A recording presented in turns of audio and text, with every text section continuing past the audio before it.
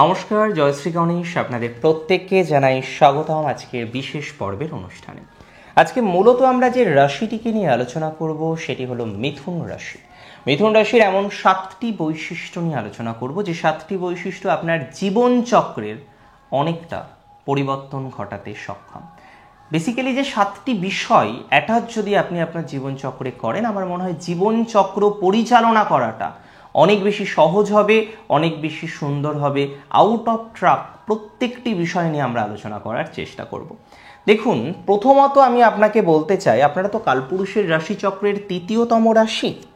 অনেক সময় দেখা যায় যে ঠকাচ্ছে, আপনি বুঝতে পারছেন আপনার পার্টনার, আপনার ভালোবাসার মানুষ বা আপনার এক বন্ধু যাকে আপনি পছন্দ করেন বা সোকল্ড ওই বলে ক্রাশ, আপনার ক্রাশ একজন ব্যক্তিবর্গ, আপনি তাকে পছন্দ করেন, সে জানে আপনি পছন্দ করেন, কিন্তু কোথাও যেন গিয়ে সে আপনার প্রপোজালে হ্যাঁও বলে না, নাও বলে না। আপনি বুঝতে পারছেন যে আপনি জাস্ট তার জন্য একটা অপশন।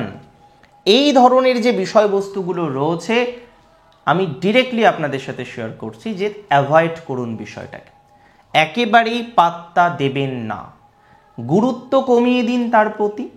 আমার মনে হয় আপনার মেন্টালিও পজিটিভিটি আস্তে আস্তে বাড়বে, আপনিও কোথাও যেন পজিটিভ ফিল করবেন। তার থেকে গুরুত্ব কমিয়ে দিয়ে তাকে গুরুত্ব দিন, যে ব্যক্তি আপনার জন্য বলা যেতে পারে অনেক বেশি গুরুত্ব রেখে দেয় নিজের কাছে, আপনাকে সবসময় গুরুত্ব দেওয়ার চেষ্টা করে। তাহলে প্রথম যে বিষয়টিকে অ্যাড করতে হবে, যে আপনাকে দাম দিচ্ছে আপনিও তাকে দাম দেবেন, শুধুমাত্র রিলেশনশিপে নয়। অনেকে দেখবেন বিজনেসের ক্ষেত্রে ঠিক এই রকম পরিস্থিতি থাকে, একই ধরনের ব্যবসা করেন, আপনার থেকে আরেকজনকে বেশি গুরুত্ব দেয়। একই ধরনের কাজ করেন অফিসে, একই র্যাঙ্কে রয়েছেন, কিন্তু আপনার থেকে আরেকজনকে আপনার বস বেশি গুরুত্ব দিচ্ছে। আপনিও বসকে জাস্ট ফর্মালি গুরুত্ব দিন, ইনফর্মাল কোনো গুরুত্ব দেওয়ার দরকার নেই। যতটা কাজ ততটাই করুন, যতটা রুলসে আছে ততটাই করুন, তার বাইরে গিয়ে কোনো কিছু করার প্রাসঙ্গিকতা বা প্রয়োজনীয়তা নেই। হ্যাঁ, যেখানে আপনি বুঝতে পারছেন যে বস আপনি বারবার তাকে এক্সট্রা কাজ করে দেখাচ্ছেন, কিন্তু তারপরেও আপনার কোনো সেই গুরুত্ব প্রকাশ পাচ্ছে না, সিম্পল, যতটা করার দরকার ততটাই করুন, বেটার হয় চেঞ্জ করেন। কর্মের স্টেবিলিটি তখনই বাড়বে মিথুনের, যখন যারা বিশেষ করে এমএনসিতে আছেন, চেঞ্জিং জবে, এমএনসি জব মানে আপনারা জানেন যে কেউ ম্যাক্সিমাম ক্ষেত্রেই 70-80% জাতক জাতিকারা 3-4 বছরের মধ্যে পরিবর্তন করে, হাইক পাওয়ার জন্য, বেটার কোম্পানিতে যাওয়ার জন্য। এবার কিছু কিছু ব্যক্তিবর্গ আছে 20 বছর, 30 বছর, 15 বছর থাকেন, একটা সার্টেন টাইমের পর কিন্তু আর গ্রোথ হয় না, জাস্ট ওই ইয়ারলি যে স্যালারিটা বাড়ে সামান্য, সেটা বৃদ্ধিপ্রাপ্ত হয়। আমার মনে হয় মিথুনের ডেভেলপমেন্ট তখনই বেশি আসে যখন চেঞ্জ বা এই বিষয়বস্তুগুলো বেশি মাত্রায় করা যায়। এই নয় আমি মাসে 5বার চেঞ্জ করবো, আমি বছরে 5বার চেঞ্জ করবো, ডেফিনেটলি না, কিন্তু মোটামুটি একটা রুটিন চেঞ্জ 3 বছর 4 বছর পর পর একটা ধারণা রাখা যে না, এই সময়টা আমার ভালো চলছে, আমি তাহলে এই সময়টিতে ভালো অপরচুনিটিস পাওয়ার চেষ্টা করি, ভালো সিভি দিলাম, ভালো অপরচুনিটিস পেলাম, দেন আমরা চেঞ্জ করলাম, মুভ করলাম, দ্যাটস ফাইন। সো এই বিষয়টিকে আপনাকে স্মরণ রাখতে হবে। তার মানে যদি আপনি চেঞ্জের মেন্টালিটি রাখেন এবং সেটি উপযুক্ত সময়, ভালো সময়, যেমন মে মাসের 14-এর পরে বৃহস্পতির প্রবেশ হবে রাশিতে, আপনি চেঞ্জের কথা ভাবতে পারেন। তাহলে ভালো সময়ে পরিবর্তন আপনার জীবনচক্রে ভালো হওয়ার দিকে আরও এক ধাপ এগিয়ে নিয়ে যাবে, সেটি নিয়ে কিন্তু কোনো রকম সন্দেহ নেই। অনেক সময় আমরা দেখেছি মিথুনের old relationship, ex, so called ex, old সম্পর্ক, বিবাহ হয়েছিল যার সাথে, তার সাথে ডিভোর্স হয়ে গেছে, কিন্তু সেই ব্যক্তির কথা এখনো মনে পড়ে, সেই ব্যক্তিকে এখনো আপনি ভুলতে পারেননি। আর মিথুন ভুলতে পারে না। মিথুন যখন একবার মন দিয়ে প্রাণ দিয়ে ভালোবাসে না, মিথুন কিন্তু সহজে ভুলতে পারে না। তাহলে এখানে আমার বক্তব্য কি, আপনাকে বেরিয়ে আসতে হবে, আপনাকে সেই অ্যাটাচমেন্ট থেকে বেরিয়ে আসতে হবে, সেই অ্যাটাচমেন্ট থেকে দূরে থাকতে হবে। আপনার এমনিতে প্রচুর বন্ধু, ক্যাজুয়াল মিশন, ক্যাজুয়ালি বন্ধু থাকুক, নর্মালি মিশুন। যখন আপনি বুঝতে পারছেন একজন মানুষ আপনাকে প্রচণ্ড পরিমাণে গুরুত্ব দিচ্ছে, তার সাথে কন্টিনিউ করার পরিকল্পনা রাখুন। বাট ইমিডিয়েটলি একজনের সাথে পরিচয় হলো এবং আপনি ফিউচার প্ল্যান করে নিলেন, নট লাইক দ্যাট, এটা করা যাবে না। মিথুন রাশির জাতক জাতিকাদের ক্ষেত্রে ম্যাচিওর মেন্টালিটি আরও বেশি প্রদর্শন করতে, আই নো যে আপনারা ম্যাচিওর, চাইল্ডিশ বিহেভিয়ার থাকে বটে, তবে ইট ডাজন্ট মিন যে আপনার মধ্যে ম্যাচুরিটি নেই। কে বলে মিথুনের মধ্যে ম্যাচুরিটি নেই? মিথুনের মধ্যে প্রচুর ম্যাচুরিটি আছে।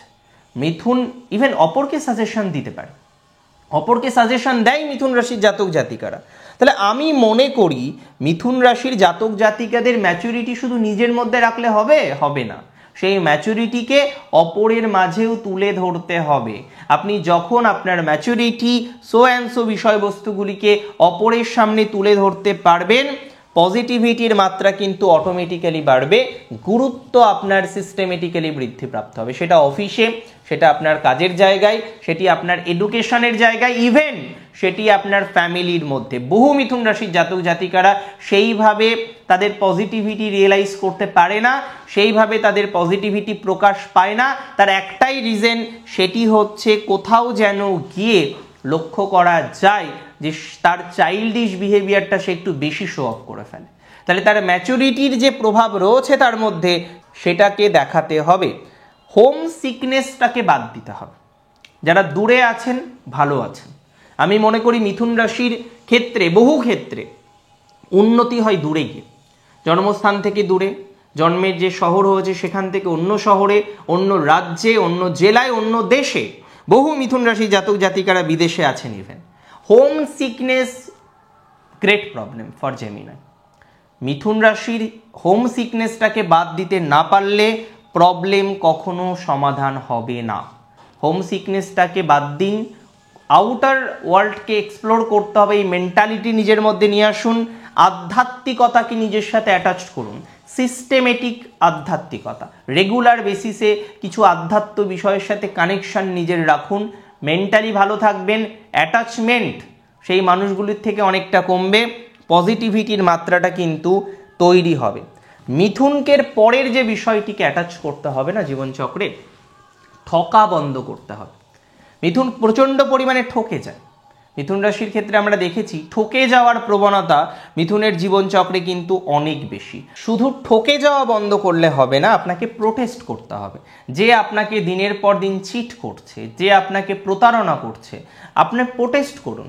আপনাকে প্রোটেস্ট করতে হবে, তাহলে দেখবেন পজিটিভিটির মাত্রাটা বৃদ্ধিপ্রাপ্ত হবে। সব কিছু মেনে নেবেন না। আপনি দেখছেন আপনার ফ্যামিলি লাইফে ডিস্টারবেন্স, আপনার ইনলজ আপনার উপরে মাঝে মাঝে চড়াও হয়ে ওঠে, তাদের বিহেভিয়ারাল প্যাটার্ন মাঝে মাঝে অত্যন্ত নেগেটিভ হয়ে যায়, but you are not protesting. আপনাকে প্রোটেস্ট করতে হবে, তা নাহলে পজিটিভিটি কোথা থেকে আসবে?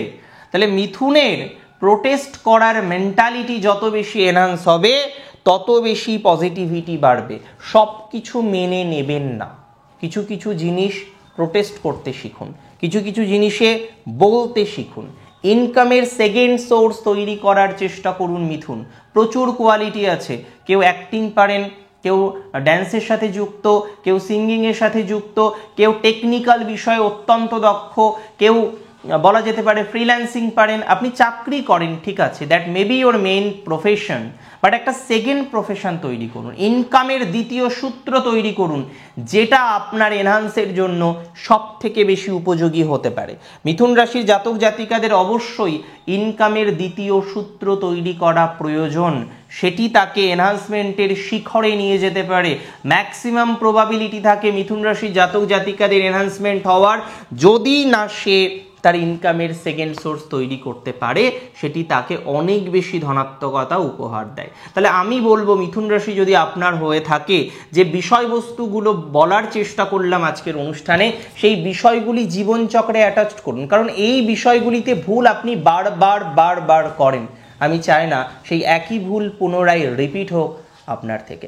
অনেক ভালো থাকুন আপনারা প্রত্যেকে, সুস্থ থাকুন, স্বাভাবিক থাকুন। আজকের অনুষ্ঠান সম্পর্কে আপনার মতামত আমাকে জানাবেন। শেষ করছি আজকে এখানেই। জয় শ্রী গণেশ।